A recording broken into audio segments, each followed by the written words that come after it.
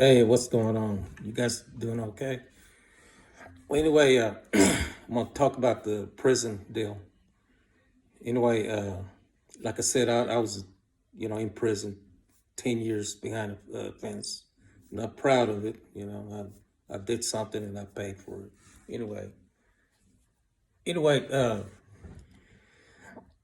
so being there 10 years, I learned a lot, from people and how prison, they run, how the prison is run, right? And hopefully whatever I'm going to tell you, will help you if you know somebody that's fixing to go to prison.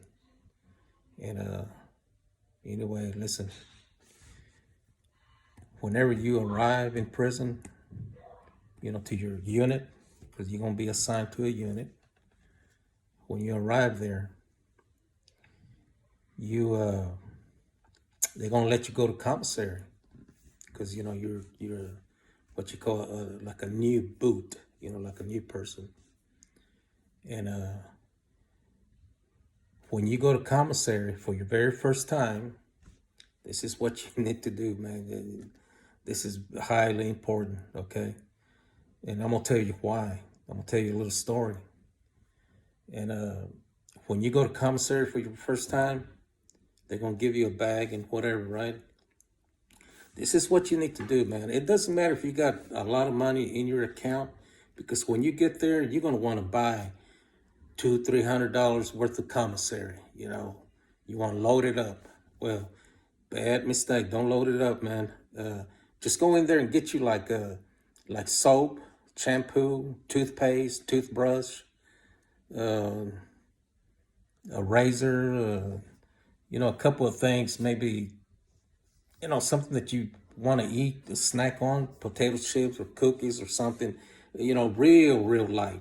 Go in there and get you like maybe $40, $40, and come back with that bag. And this is what's going to happen, man. When you come in with that bag, there's going to be people looking at you. They want to see how much money you got, you know.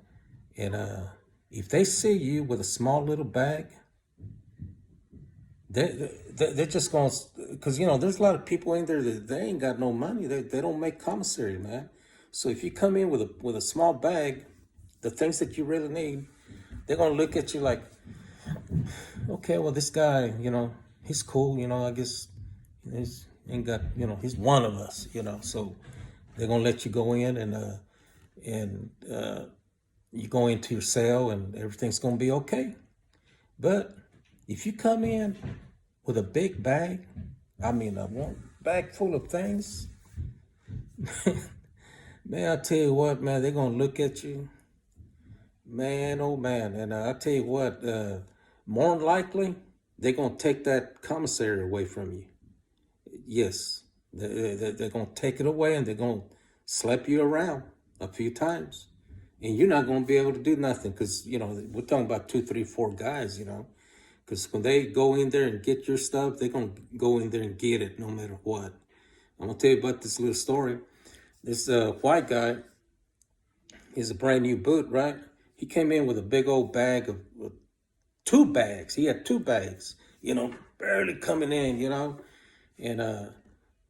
and as he was going to his cell, about three guys confronted him, right? And they told the guy, hey, man, can you help us, man? Can you give us, a few things, man? Because we don't have nothing, da da da da. And the white guy said, no, this is my stuff. And when he said that, man, one of them guys just punched him right in the nose. And the other guy kicked him. Well, he got beat up, man. Like in a minute, he was down on the floor. And they took all his stuff, two bags of commissary. So, okay, just remember, don't come in with a big bag. Now, and then next time when you go in again, when you go to commissary, because I think you go like once a month or twice a month. I've been out for a while. I think it is. Anyway, you can spend like $250 a month, and I think you go twice. twice a month. And so on the next round, whenever you go get to do commissary, then go in there and get a little bit more things, a little bit bigger bag, and kind of blend in. That's the whole idea. Blend in with the people. Don't go in there and look like you're loaded with money. You're big dude. Don't do that, because there's no such thing as big dude and trying to run things. Don't go in there trying to run anything. You want to blend in with the people. So go in there and get you some more things, and then eventually, they won't look at you no more. Maybe one time, you can go in there and get a big bag. So that's very important, man. So if you know somebody that's fixing to go in there, tell them this story, man, about go in there and just, get yourself a little bag. Just get your necessities, the things that you need, and yeah, you'll be okay. And then another thing, so you get in there, right, and there's a lot of people looking at you. They're studying you. They're looking at you. They wonder who you are. They wonder, if you're there like a threat to the gangs. To people. They're looking at you. They want to know who you are, man. Because there's bad people, good people. And so this is what's going to happen. Somebody's going to come up and talk to you, and they're going to ask you, "Hey, where are you from?" Right? And you're going to tell them, and let's say if you're from, let's say Houston, you say, "Well, I'm from Houston," and they'll say, "Okay, well, yeah," they're going to tell you, "Well, see that group over there, that's Houston people. You need to go talk to them, whatever. No, you don't have to talk to nobody. Okay, so when the Houston people know that you're from Houston, somebody's going to come and talk to you from Houston, and they're going to, they're going to tell you, hey, since you're from Houston, come with, hang out with us, da da da da, and this is what you need to tell them, and gang members, they got all kinds of gangs, man, because they're going to come and they're going to invite you. They want you to join their clique, and this is what you just need to tell them. You need to tell them, hey, listen, man, with all respect, man, I'm here to do my time and by myself. I just want to do my time. I want to go back with my wife and my kids, whatever you got out there, I want to go back to my family. Just want to do my time. That's it, man. And, I'm here to respect everybody. I'm going to mind my own business. If I see you stab somebody, don't even think that I'm going to snitch on you, because I don't care what happens here, man. I just want to come down here, do my time by myself, and, and I'm gonna respect you guys. Don't even think that I'm an enemy of your game, because I'm not. And if you tell them that, that's what they want to hear. Well, really, they want to hear that you want to join their game, right? But this other thing that I'm telling y'all, they want to hear that. They want to hear that you're not an enemy. You're not a threat to them. You're not there to, as a somebody that's going to go stab one of his gang members, nothing like that. They want to make sure, man, So that's going to be, they're going to be cool with that. They're going to tell you, okay, all right, well, they're going to say, okay, they're going to shake your hand, and that's it. It's over. You don't have to join no gangs at all. If you just tell them that, that's what they want to hear. They want to hear that you're not an enemy to them. You're not a threat to them. And you let them know that I'm going to mind my own business. I'm going to keep to myself. I'm going to do my time. Just want to do my time by myself. I want to go home, man. That's it.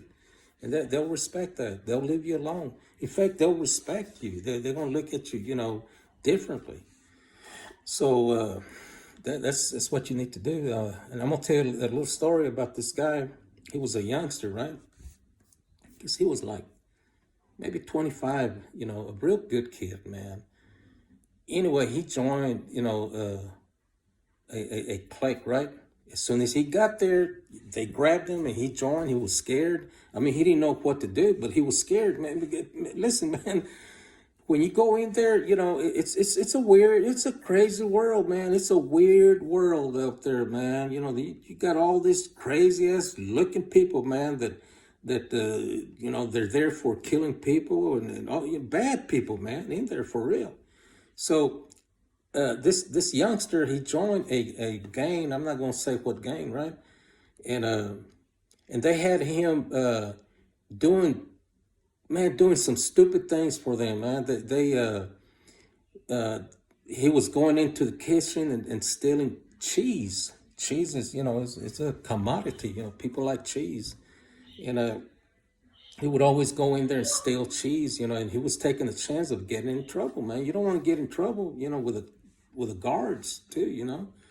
So I started exercising, right, and he started exercising with me, because I was doing some, good.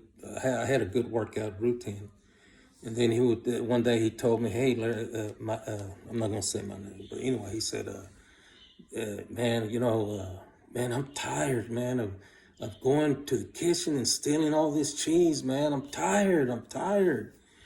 And I said, "Well, golly, man, you shouldn't have joined the gang, man. Well, how come you joined the gang?" He said, "Well, I don't know. I don't know. I don't know. They asked me, and I guess I was scared. I don't know. I just said yes."